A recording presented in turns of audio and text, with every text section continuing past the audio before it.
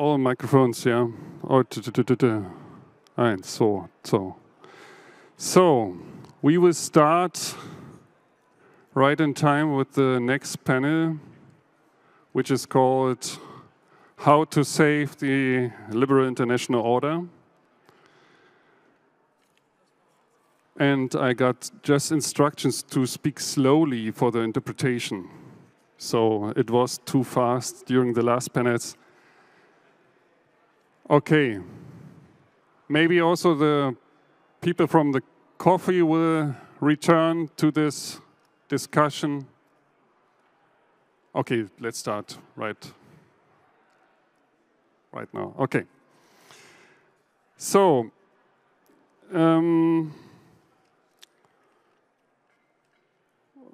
whereas we were talking about more philosophical issues of liberalism, now we come to some policy issues here on this panel. What is the situation on the international level? We had some 20 years after the end of Cold War where the liberal international order was the main dominant principle, and even former socialist countries strive for democracy and market economy. And even if some of them said that they will not take the direct path, but democracy was still the main goal of development. Now the world has dramatically changed. We have now powers that are stating that they are open anti-liberal. They have the common denominator that the West is their enemy. And they want to change the global order. They openly challenge the liberal international order. And Russia's war is for sure a main event in this development to the change of the international order. And I think that we should discuss on this panel here what happened. What are we confronted with on an international level? And how does this affect our lives, even in the West? And what the West should do about that? And I have 4 excellent speakers here with me.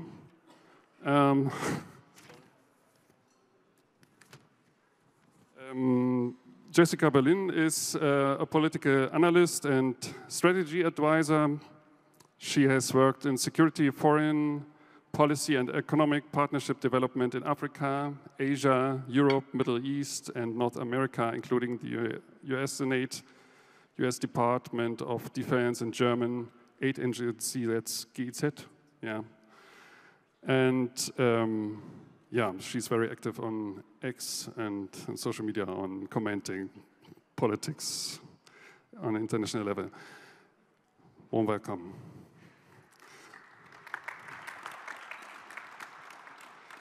Thomas Kleine-Brockhoff is very well known to German audience from TV also. He's the director of German Council on Foreign Relations, DGAP, and previously he served as at the German Marshall Fund of the United States and led the Berlin office and was member of the organization's executive team for a decade. And previously he was also advisor to the German federal president, Joachim Gauck, and he has also been a journalist working in Washington, D.C. for Die Zeit. Welcome.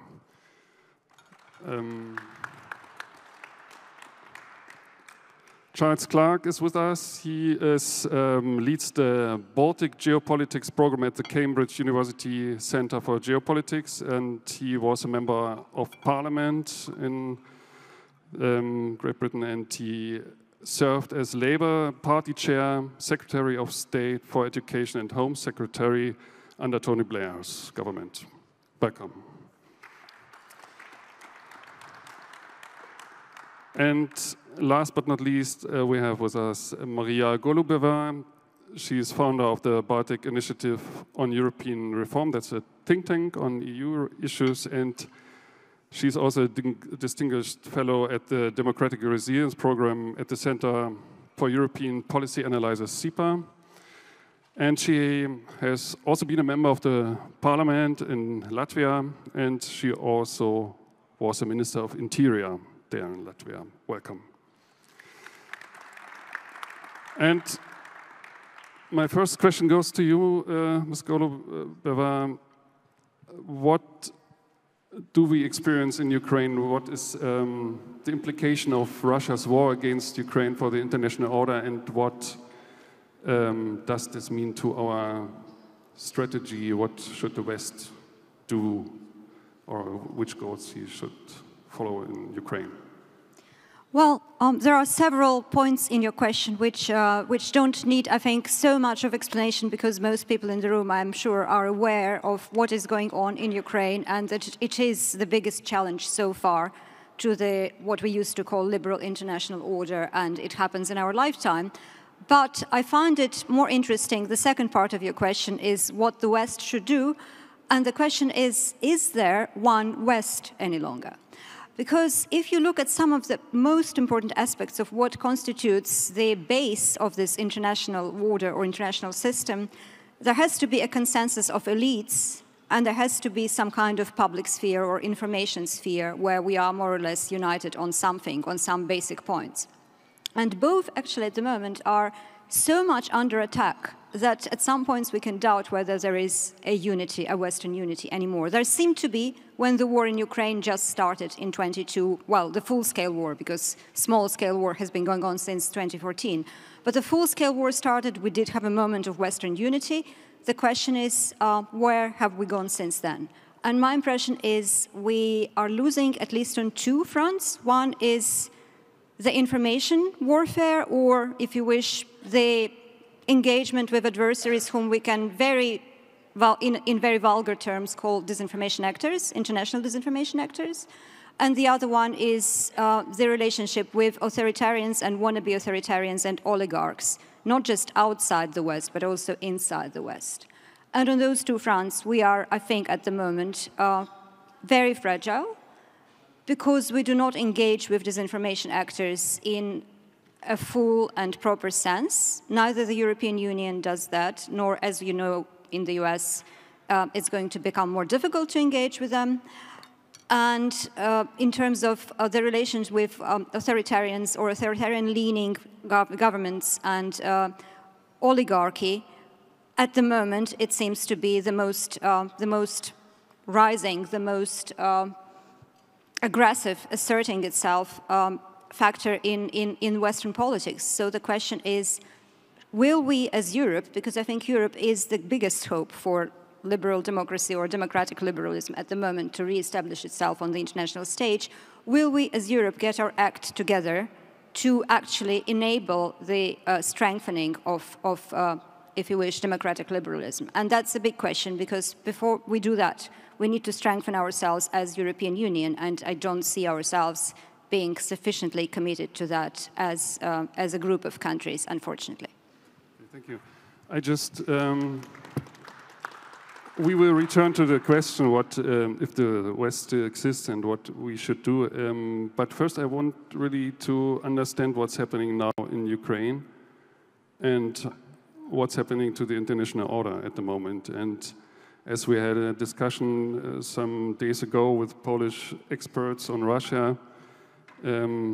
Rodkiewicz from the Eastern Studies Institute in Warsaw said that the outcome of the war in Ukraine will decide about the question whether we can decide in future on our own about how we want to live, or if we have to submit to a Russian imperialism. So I don't know, yeah, would you agree to that analysis?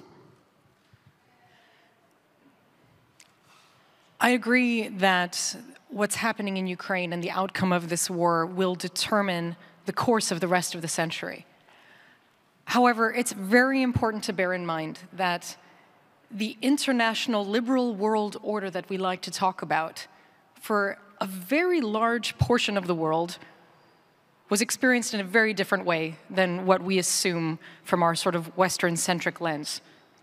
For billions of people around the world, the second half of the 20th century was not particularly liberal, The rules that we came up with did not apply to the entire world, and it was not particularly orderly. All right, we like to think that at the end of the Cold War, we, the collective West, were crowned the good guys and the winners, and Russia and the rest were the losers and the bad guys, and that was that. But talk to the Congolese, talk to the Iranians, talk to any country that during the Cold War was a plaything caught between these powers. How did Western liberal values that existed on paper affect their daily lives, affect their safety and security, and the safety of their children?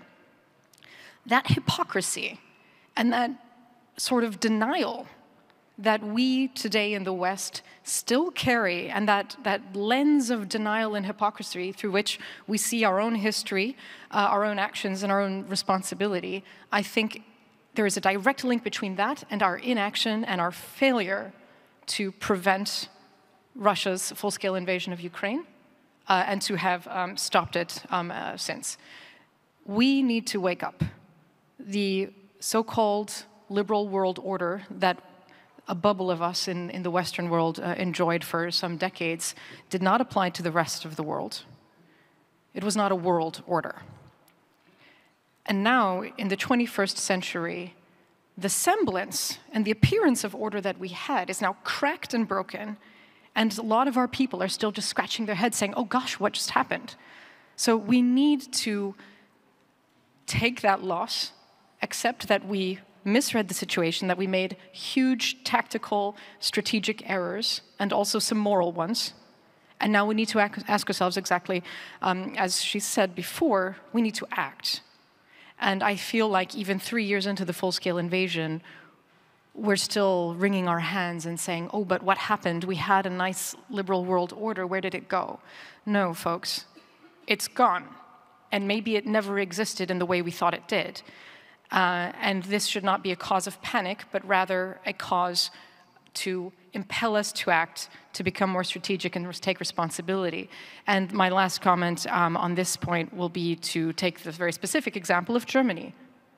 My country, for most of us in this room, our country, perhaps nowhere can you see the failure of understanding this responsibility and taking strategic action than in what we've seen from Germany over the past few years, where on the one hand, our government says we must stand with Ukraine, we support them as long as it takes, whatever that means. All the language is there, denouncing Russian terror and defending Ukraine and Ukrainian freedom. But the actions tell a different story. We hesitate, we delay, we even block aid, as currently the Chancellor's office, Olaf Scholz, is blocking a 3 billion aid package to Ukraine. So when the rest of the world sees this, what does it say about the liberal values and liberal power? It shows that it exists on paper, but at the end of the day, we are not willing and ready to put our money and our military might where our morals are. And this just encourages authoritarians around the world, and ultimately we are the ones who are, with our hypocrisy and denial and lack of strategic action, we are the ones who have, I think, killed the world order that previous generations built for us. People agree to that. Mr. Kleine-Brockhoff, would you agree to that the West is self-guilty for losing the international order? Well, that the West is guilty for the situation we have now, that the rule of law is no longer, or is the rule of law gone actually? Or what kind of world will live in the future?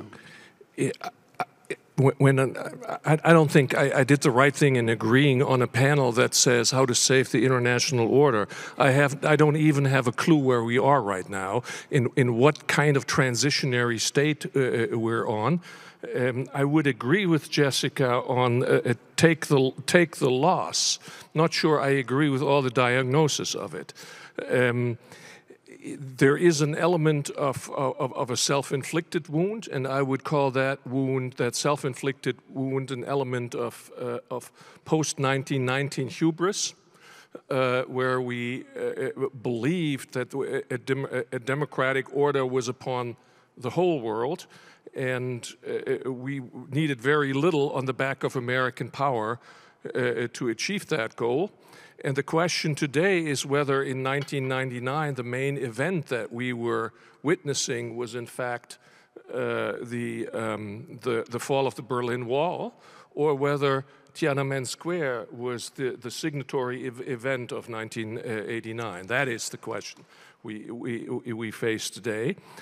I used to think a few years ago that there is an element of self-correction to the liberal order that we that is possible, which is there is a distinction between the post-World War II order, the post-49 order, so to say, and the 1990 order, because it is truly liberal only after 1990, and that the liberal overreach and the hubris that is connected to the post-1990 order could be corrected with what in the previous panel was called a moderation.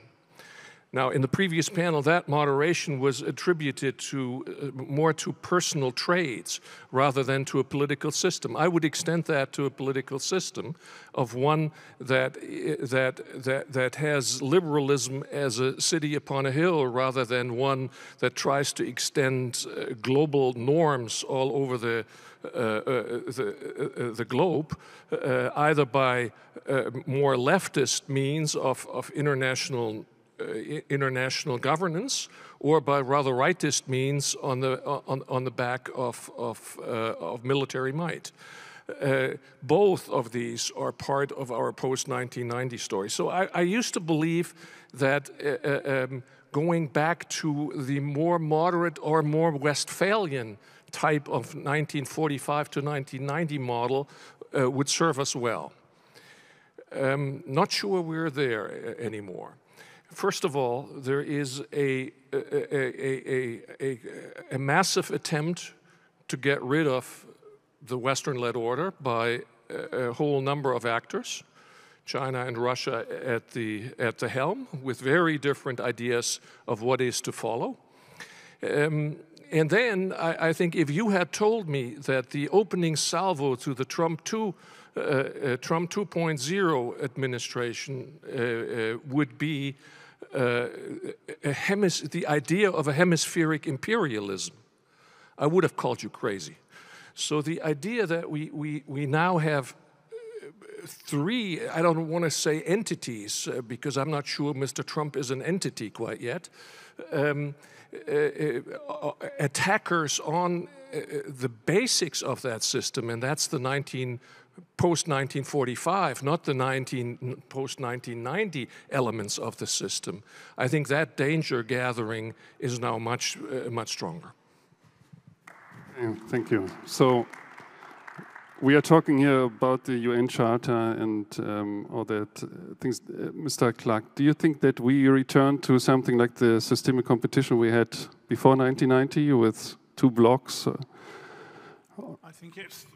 I think it's a very different state of affairs. I agree with parts of what have been said, but not with all of it. The way I see it is this.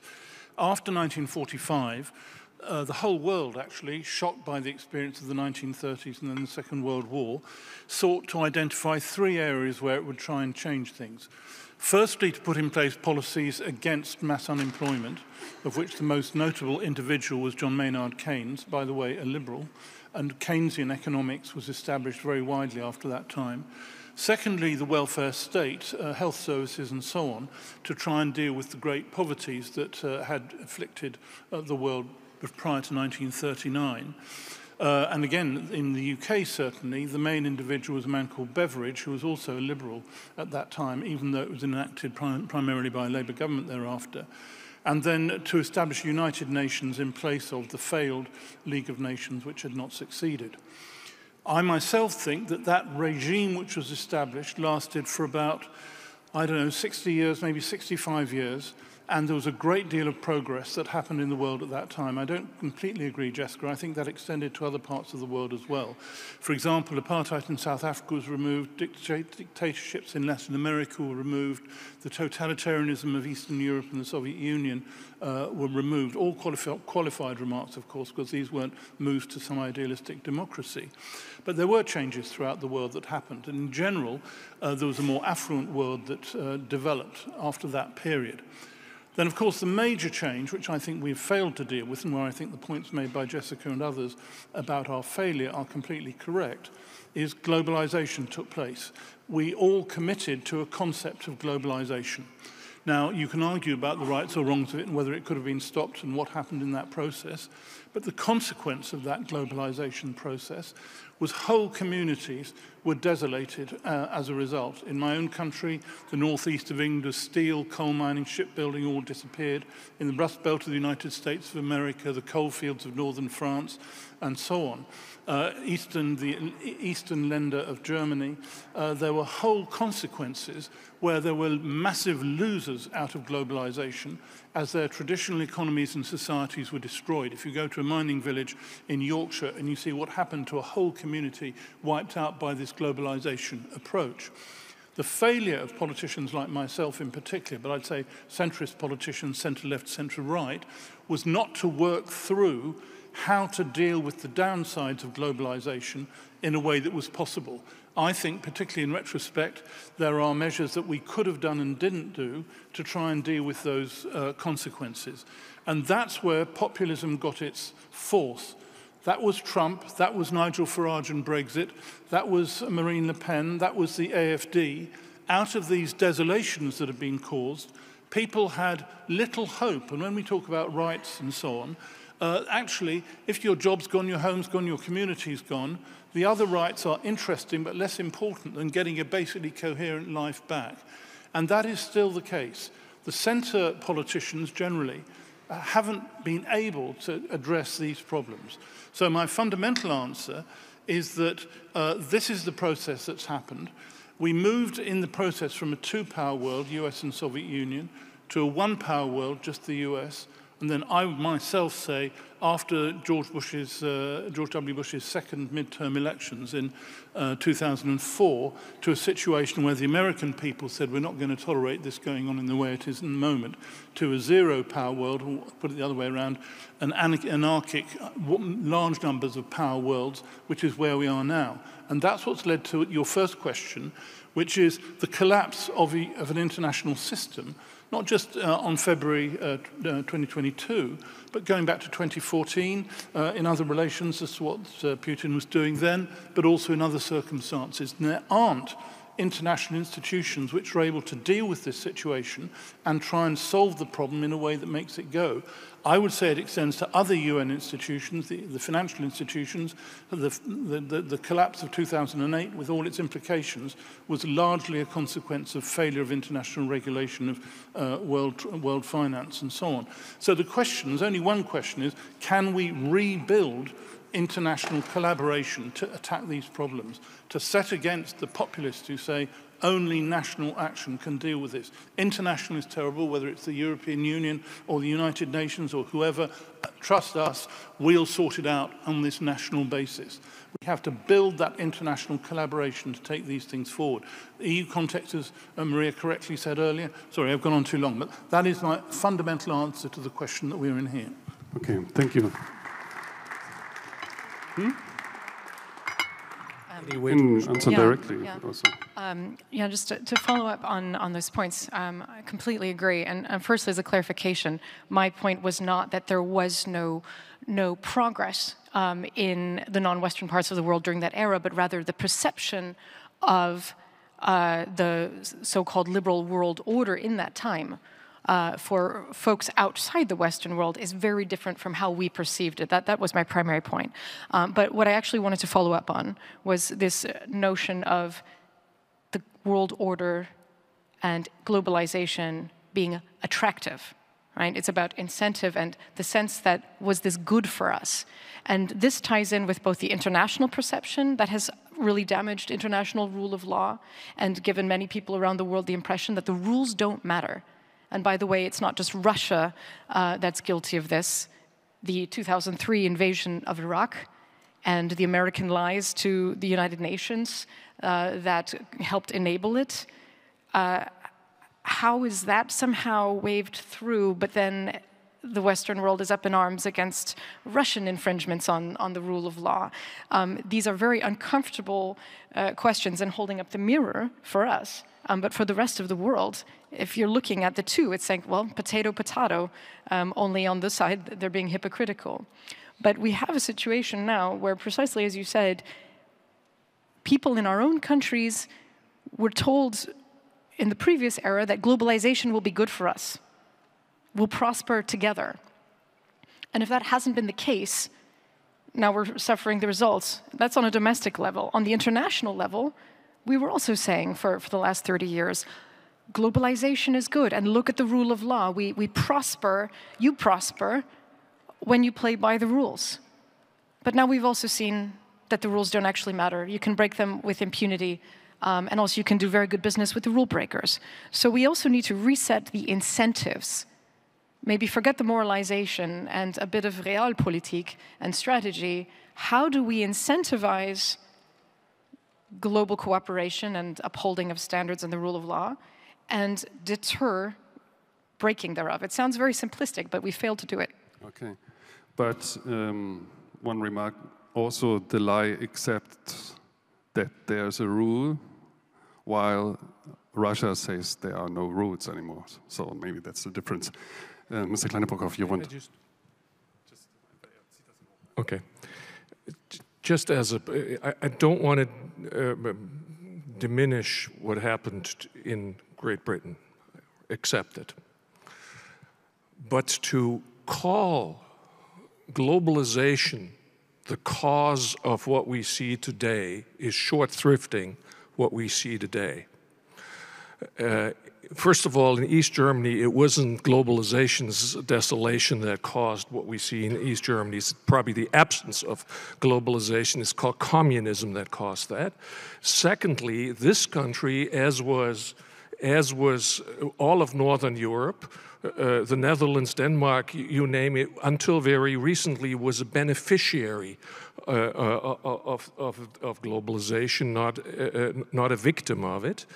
That may be different to areas in France and Britain. I recognize that, but if we do not recognize that there is what some people would call the cultural homelessness of the right-wing populists, caused by immigration and other phenomena, open immigration, then we are having the wrong recipes to resurrecting an international financial order as the sole and only idea of how to address the populism that we see. So I think we need a more whole-scale view and shouldn't make globalization the bad boy of this, at least not as one of several factors. I just want to, because that's a popular thing to say, that I do want to put a bit of nuance to. Christoph, could I just very briefly? Okay, but then I have a question very briefly. I was not clear and I apologize. My point wasn't to say globalization was wrong. I would say what I was trying to say was the failure to deal with the downsides of globalization was wrong. And the downsides were predictable and could have been addressed. Okay. Globalization leads to this, for example. We all have these things which are part of our modern world. Globalization isn't all bad, but it has bad consequences which were not addressed. Okay, thank you. Ms. Golubeva, you already raised the questions whether the West already still exists. And yeah, Mr. Clarke talked about international cooperation to reinstall some order.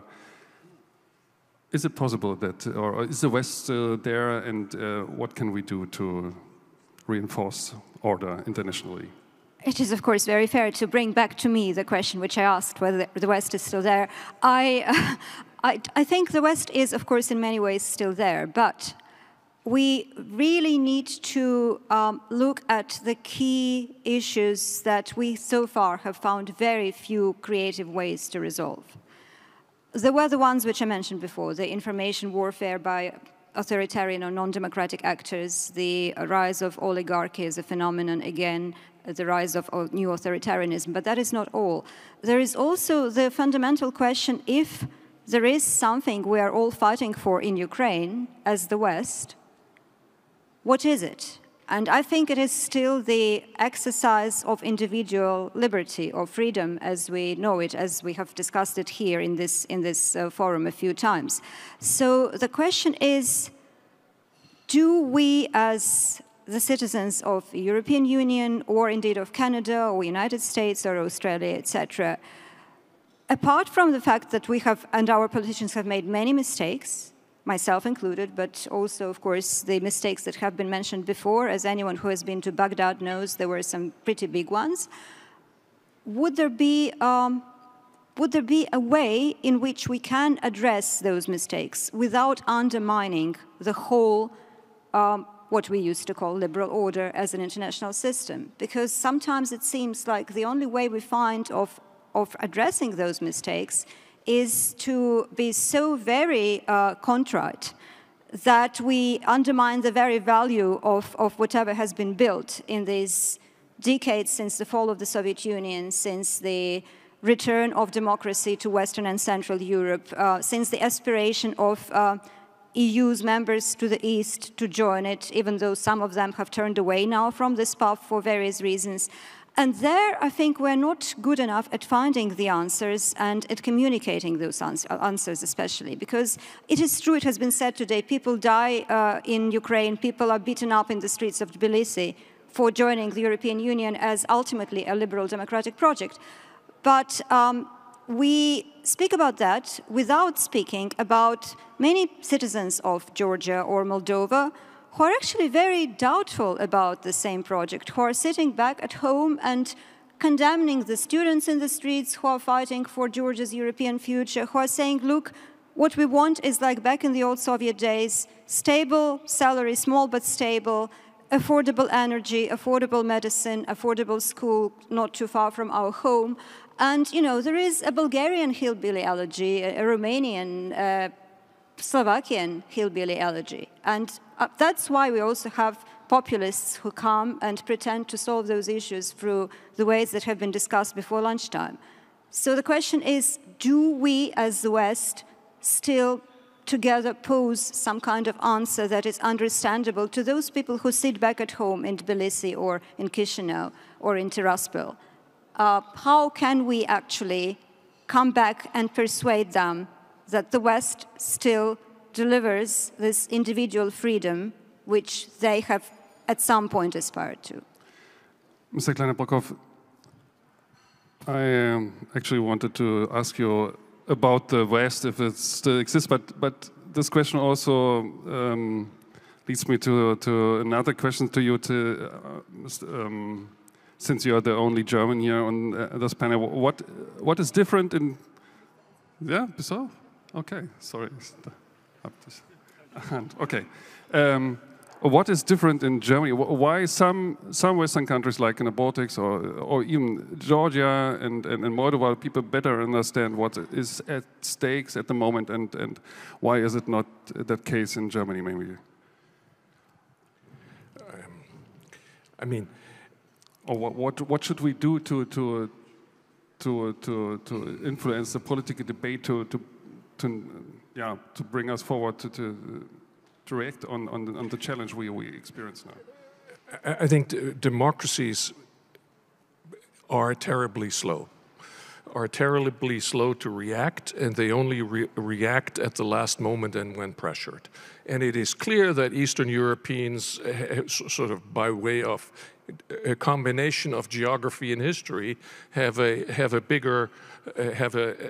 are closer to the action and have a different sense. But that's not that's the only reason. I think in this country, if you want to put it in the most positive way that I can think of to frame this, is that the post-1990 order for this country has been the best that this country has had certainly since industrialization, when the German question arose of a country that, with its industrial power, was too large to be one of many in Europe and too small, as has been tried and failed, to run Europe. So that is the first and only solution to the German question that is in accordance with its neighbors.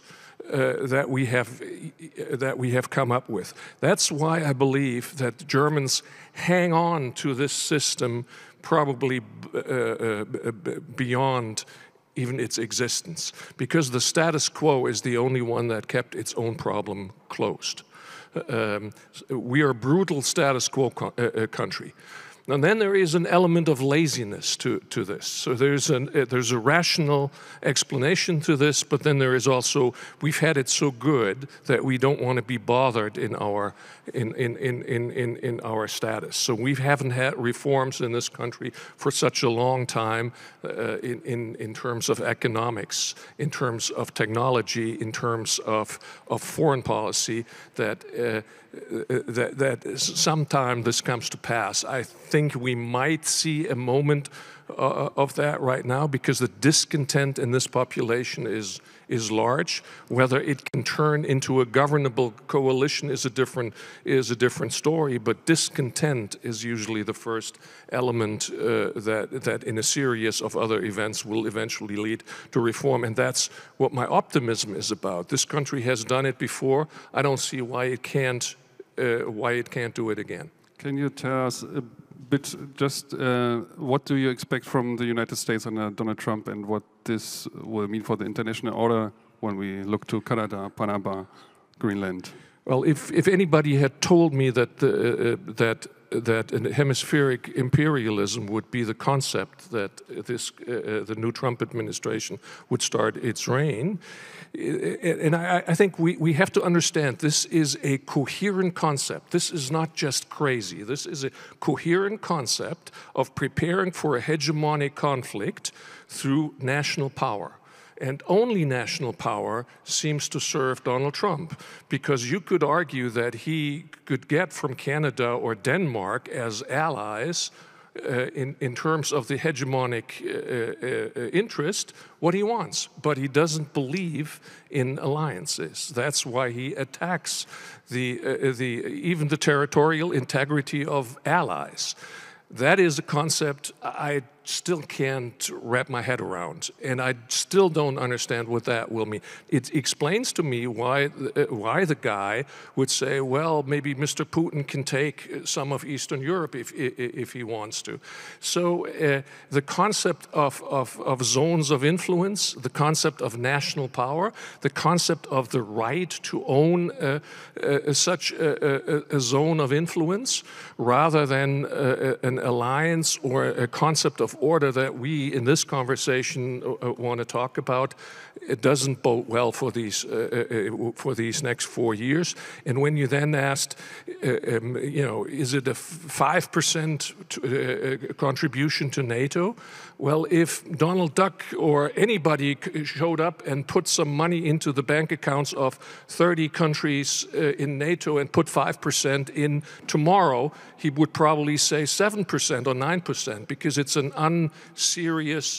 unserious proposal that tells us how unserious he is about an alliance. Oh. How should Europe react to this situation, or what does it mean for us? Yeah, so two points on that. I completely agree that Trump's statements are not mad, but I also don't necessarily think they're meant to be taken literally or seriously. We saw this as well in the first Trump administration, this strategy of say something completely outrageous and bombastic. The entire media landscape and international diplomatic community freaks out and talks about it for weeks. And then, X weeks later, when instead of pushing forward with the completely outrageous thing, they just try to go for something medium outrageous, then everyone breathes a sigh of relief. So this is a tactic that has served him very well, whether in distracting the American media during election campaigns, by making outrageous statements that have nothing to do with imperial invasions. But I do think this is a part of what he would consider perhaps his negotiating style. Come in like a huge bully, break a bunch of windows, threaten to burn the building down, and then everyone is happy when you've only knocked out the windows and don't actually burn the whole thing down. Secondly, to the Germany diagnosis, I very much agree with Thomas's points around our laziness and a fundamental clinging to the status quo, which when you consider the past 100 years of German history and how turbulent things have been, that little window of stability was incredibly comforting and reassuring, I think, for the nation, if you will. But next to status quo and comfort and laziness, we also have to name a couple of other parts of the diagnosis. And this is, of course, complicity. We have built much of our economic prosperity and drive in these last 20 years through business with China and Russia, the two countries now who threaten us and the international world order most. And there is a deep discomfort both in the private sector as well as, of course, in many political parties here to get to the bottom of how and what decisions were made when, whether we're talking about our reliance on Russia or the fact that we are even even after the full-scale invasion of Ukraine, and all we know about Chinese infiltration and espionage and sabotage in Germany, that we are still letting them buy critical infrastructure and doing high-tech, mil-tech research together. So it's not just these sort of soft cultural considerations of our history and our tendencies. There's also been just very serious issues of corruption and self-interest that I think also we need to deal with, not only because of transparency and accountability, but also for us to get better. We need to acknowledge these mistakes. We need to find out how and why they happened in order for us to change course. And I think right now we're still very much in a denial phase. Mr. Clarke, what do you expect from the United States during the next 4 years? Well, just to take one phrase which Thomas used, the zones of influence point. I think a mistake, Donald Trump makes many, many mistakes, but a mistake that he makes is to believe that great powers can square up the world without taking account of the people who live in those areas. That was truer even 30 years ago than it is now. And it should remind us of a key point, going to Marija's very correct earlier points, that people want to see government, whether it's the local council, whether it's the national government, whether it's the European Union, delivering in terms of addressing and then meeting the concerns they have in their lives, whether it's about getting jobs, whether it's about their school, their health service, or whatever. If they feel that they're not getting outcomes, then they become very critical. Rightly so in many ways, and people aren't sentimental about a form of government. They don't say that's a very good form of government, we'll stick with that, if it's not delivering. I would say the EU was very successful at delivering for a period of time, but I'd say in the last 10 years, really, it has become extremely ineffective. So when a question of migration to the European Union happens, does the EU have any coherent policies at all to address this in any way? I would say no. Economic growth, I'd say the same. And there's a whole set of questions where all governments are under pressure at this time. That is the essence of democracy. It's not a bad thing. You shouldn't say, okay, you're not delivering, but you should still have our confidence. The whole point is to come up with solutions that exist. And if you take the countries that Marija was describing, the question for Moldova, for example, is what is the deal we could offer to Moldova that would materially change the lives of people in Moldova, which is something they'd go for. These arguments were won in the past. They were won when the fascist countries, Greece, Spain, Portugal, when Eastern Europe came in, there was democracy, there was economic growth, there was more security in a whole set of different ways. we're finding it difficult to make that kind of argument. And so we've got to focus our thinking, whether it's the German federal government or the UK government or the European Union, on what can we do to actually address the problems that people face in their day-to-day lives.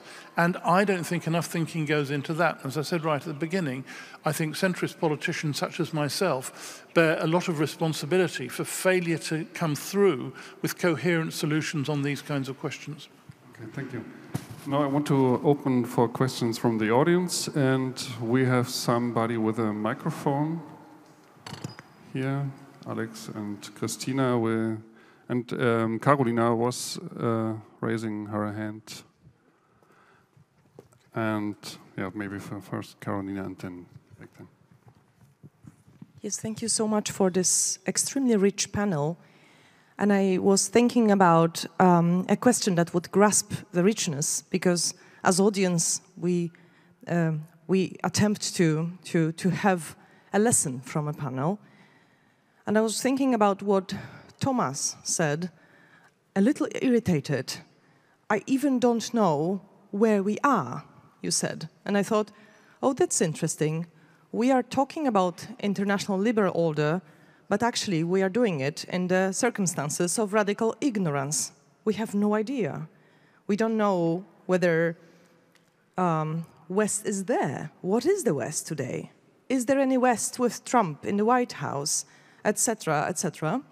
And I was thinking about Hannah Arendt and how she wrote in one of her essays, Between Past and Present, she writes, at some point, when the situation before the Second World War started to develop in a very worrying way, we were, she writes, like children running in the dark and screaming ever louder. And so I thought, this is exactly it. This is the state of radical ignorance. We have no idea what is going to happen.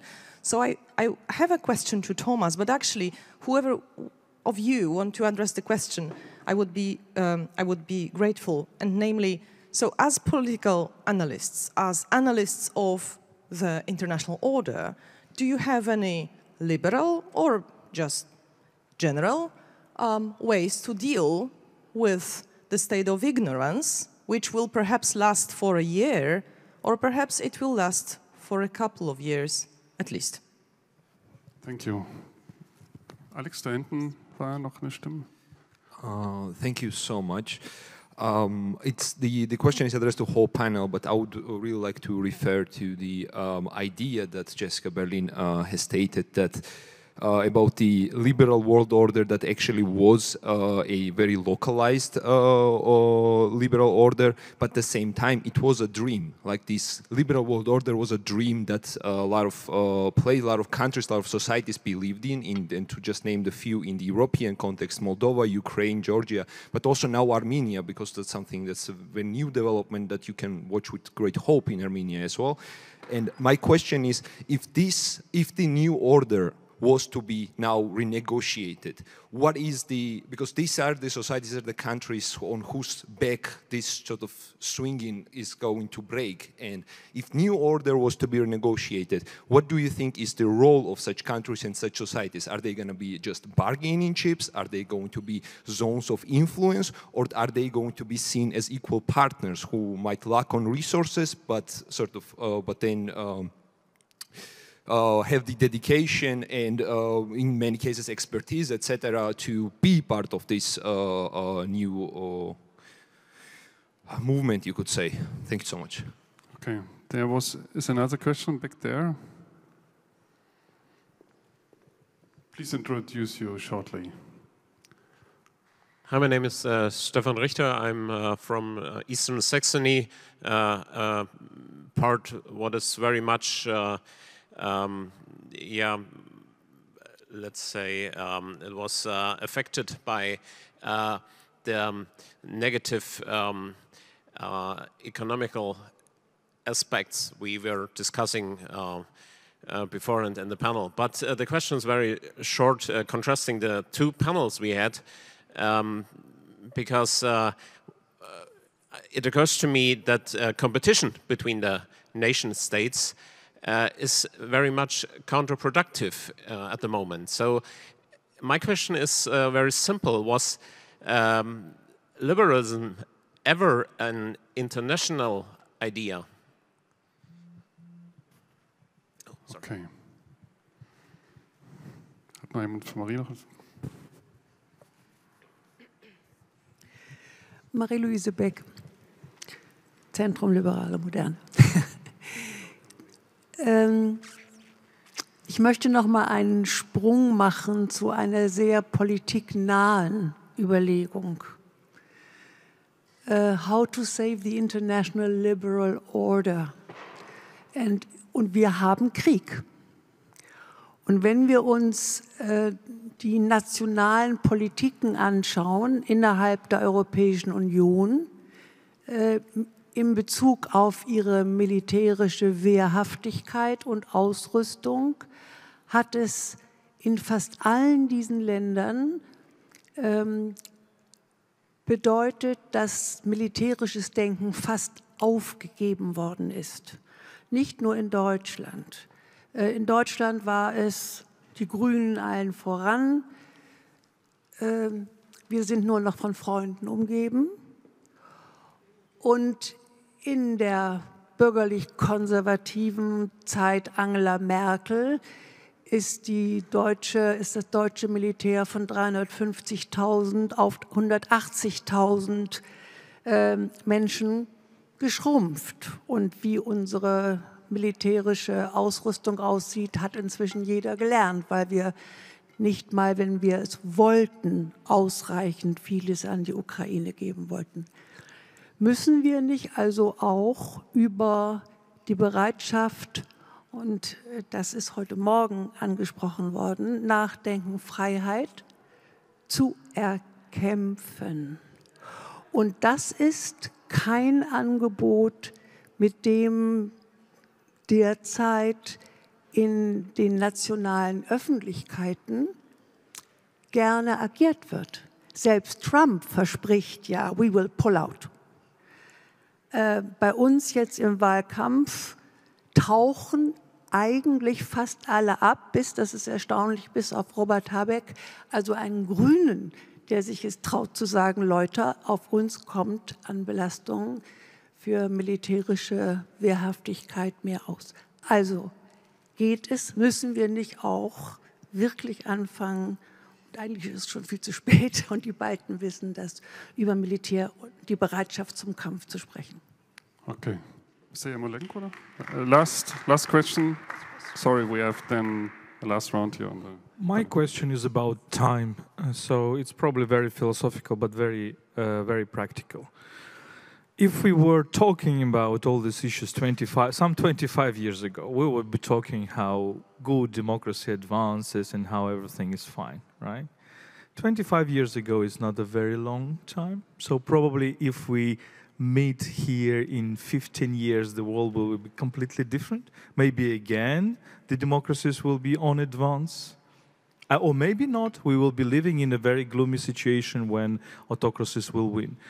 My question is, how do you think about, because this is cycles, you know, we have the cycle of decolonization after the Second World War. Now we have the cycle of recolonization. How, because in the way how we perceive it depends very much what is the depth of our pessimism. Because we can say that, okay, Putin is a strong leader, but I mean, he will die soon. Right? And maybe some other authoritarian leaders will also die soon. I have my own answer, but I will not try to impose on you. What is the rhythm of these cycles? Is it just, 20 years, 30 years, and maybe in a few decades we will have another wave of liberalization in advance of liberalism? Or rather you see the situation in a more gloomy terms that it's really about return to the 1930s, etc. Thank you. Would you start with last final remarks for each of you? Yes, well, I intended at first to answer to Carolina's question, and I can maybe then say a couple of words on what you mentioned. I think that it is true that we are in a kind of state of ignorance about where the world is heading right now, But it is very important that we hold to what is important and try to salvage it. And in this case, I think as Europeans at least, we should try to salvage the liberal model of the European Union and make sure that it survives this crisis. So when I personally think how as a practitioner I can promote that, I'm no longer a politician. I'm a bit of a think tanker. I also do teach people occasionally, civil servants from different countries. So there are two things which I think I stick to. One is good governance and another is rule of law. So I think if I go anywhere, it doesn't matter if it's speaking to people from Chisinau or people from Baghdad, the important thing is to promote practices that strengthen good governance and rule of law. And I think it is something small to hold to that somehow, hopefully, helps us to hold on. At a larger scale, of course, as the European Union, we should resolve our decision-making impasse. We are in a situation where we can no longer spend many, many years discussing how we can reform decision-making in the European Union. If we want to stay on the global stage and preserve the values that we hold dear, then we should be able to make decisions and not let people like Viktor Orban paralyze the whole union in its decision-making. So if we don't do it soon, we won't get there. And very, very briefly to your question about the cycles, I'm not so optimistic about one or two authoritarians dying off and then we are back in safe territory. Unfortunately not. Of course, by then, the information environment will have been corrupted to such an extent that whoever else can take advantage will take advantage. G.D. Vance is much younger, for example. Many people in Slovakia, Romania, want to be people who would like to be authoritarians in their countries. Many of them are youngish. So I would be a bit skeptical about the natural cycle saving liberal democracy. I think we still have to make sure that in 15 years we don't wake up in a US-Chinese jointly run moralische Überwachungsstaat with digital capacities. Okay. Thank you. Jessica. Sure. Thank you for those excellent questions. I'll try to touch on as many as possible. Firstly, I agree with Marija's assessment. I think things are going to get much worse before they get better, if they get better. There's certainly no guarantee that this is just a cyclical downturn and things will naturally improve later. I think rather we are just coming out of what was an otherwise unprecedented blip of stability and security. Things can definitely get much worse, and also with the added complications and exponential factors of digital technology, surveillance, and weaponry. If things get out of control nowadays, it can escalate faster than I think even the remaining bits of rule of law and order that we have would have to react. To the question of Wehrhaftigkeit and the willingness to fight, the awareness that this is the moment we face. Thank you for that question. No, people are not ready to hear this. As a German who spent most of the last 20 years working in either countries at war or just emerging from a war or civil conflict, I'm used to being perhaps in unsecure environments, and I'm also used to coming home here and talking to quote-unquote normal people who have not been in such environments, at dinner parties or what have you, and the big eyes and the complete lack of understanding of what does it mean to be in a situation where you are not safe. That is something that people have not internalized. And now, rather than somewhere in Africa or the Middle East, that danger is on our doorstep, and people are still acting like it's on the moon. And this, I think, is truly a failure of our politicians who do know the stakes of the moment, who have not had the courage and not taken the responsibility to have this conversation with the people. And this is true not just in Germany, but across the West. We need to talk to the public. We need them to understand the stakes, and we need politicians to have the courage, regardless of party and political direction, to speak the truth to people, and we need to prepare.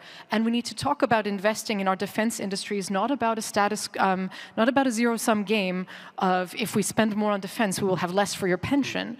No, it's about investment, innovation, job creation. Investing in our defense can also drive jobs and innovation, as it has always done in the past. And the very last point, I'll be very brief, but it was a very important question in the back there around what could be an alternative, what is the way forward? It's a huge question, but very briefly. The current model is dead, and probably that's a good thing, because the UN system and structure that we've inherited was a direct product of the colonial era. So all the rules were set when still more than half the planet were subjugated under the colonial powers who sat on the Security Council. So in today's world, we should not be looking at repeating that kind of situation, and frankly, I don't think it would be possible to get a global consensus. What I think is much more likely and practicable, if we would ever get to that point, would be regional alliances forming, and then those regional alliances collaborating with each other over time. But the Security Council is broken for good. Okay. Thank you. Mr. Clarke, very short. We're already running out of time. Okay, on Carolina's point, I agree completely with what Marija said, but I'd only add a much more aggressive approach on education generally. I think it's very important. On the point about a new order with equal partners, I completely agree, and I think that that is the way to go. But it's not about, as Jessica said, reconstructing the UN system. It's about establishing new partnerships to deal with international challenges in parallel with the UN system, addressing different types of subject. On the question of competition between nation states and the liberal role, I'm not sufficient of an expert on liberal history to be able to answer that question. On cycles, I don't believe in cycles. I didn't believe in the end of history. I don't think that's the right way to go about the world. I think we all have to fight all the time to build a better world. You can have your own definitions about what that would be, but to assume it will happen, I don't think you can. Finally, on military, I agree very much with what was said. We're in completely different circumstances. It needs a very frank discussion about how we deal with these questions. I think having the whole debate in terms of Trumpian percentages is ridiculous. It's a ridiculous negotiating game. The question is of state of mind and how it's done. And actually, I think the Baltic countries and the Nordic countries show us a positive way forward in those ways. Thank you. Mr. Kleine-Brockhoff.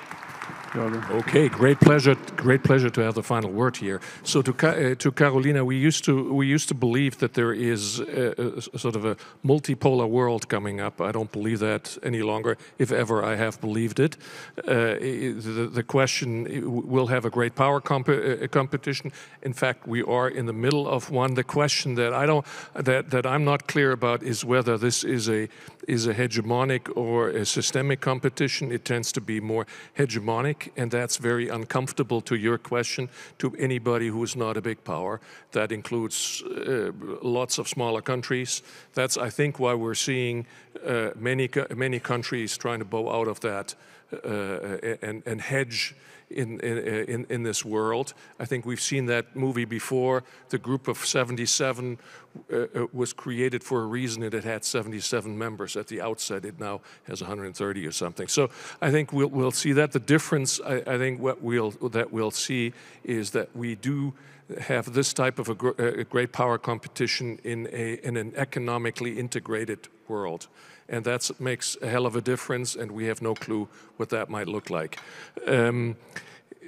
Final point, Marie-Louise agreed on the necessity to prepare for that. I actually think there's a growing realization for that. That realization, unfortunately, has been growing for 10 years, but hasn't gotten as far as I think you would like to see it. I would frame it differently than you would. You would say Freiheit erkämpfen.